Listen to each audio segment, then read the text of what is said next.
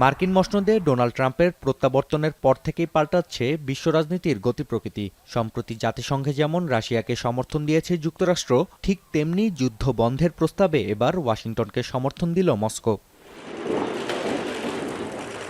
ইউক্রেনের যুদ্ধ বন্ধে যুক্তরাষ্ট্রের প্রস্তাবিত ৩০ দিনের সাময়িক বিরতির প্রস্তাবে সমর্থন দিয়েছেন পুতিন।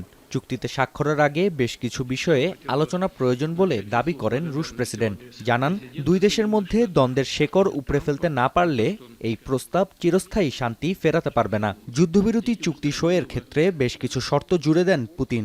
এছাড়াও ইউক্রেন ইস্যুতে মনোযোগ দেয়ায় ট্রাম্পকে ধন্যবাদ জানান তিনি।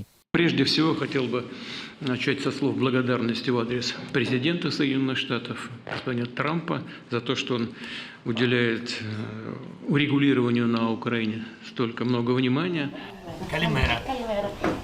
পুরো বিশ্ব রুশ প্রেসিডেন্টের পদক্ষেপকে স্বাগত জানালেও ভিন্ন সুরে কথা বললেন ইউক্রেনের সরকার প্রধান। ভলোদিমির জেলেনস্কির দাবি, যুদ্ধবিরতির প্রস্তাবকে প্রত্যাখ্যানের কথা ভাবছিল রাশিয়া। তবে ট্রাম্পের ভয়ে বাধ্য হয়ে পরিকল্পনা পরিবর্তন করেন তিনি, সঙ্গে যোগ করেন নানাবিধ শর্ত। Тим більше, що зараз ми всі почули з Росії дуже передбачувані, дуже маніпулятивні слова Путіна у відповідь на ідею тиші.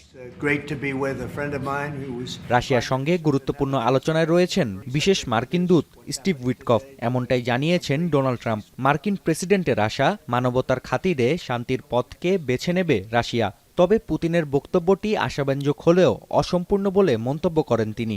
He put out a very promising statement, but it wasn't complete. And yeah, I'd love to meet with him or talk to him.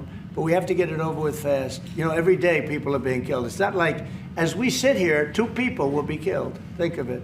এদিকে কুর্স্ক অঞ্চলের সবচেয়ে বড় শহর সুজা সহ 3টি শহর পুনরুদ্ধারের দাবি করেছে রাশিয়া। রুশ প্রতিরক্ষা মন্ত্রণালয়ের দাবি, অঞ্চলটি থেকে ইউক্রেনীয়দের হটিয়ে দেওয়ার শেষ পর্যায়ে আছে মস্কোর সেনারা। নাফিয়া আরমান মনন, এখন বিশ্ব।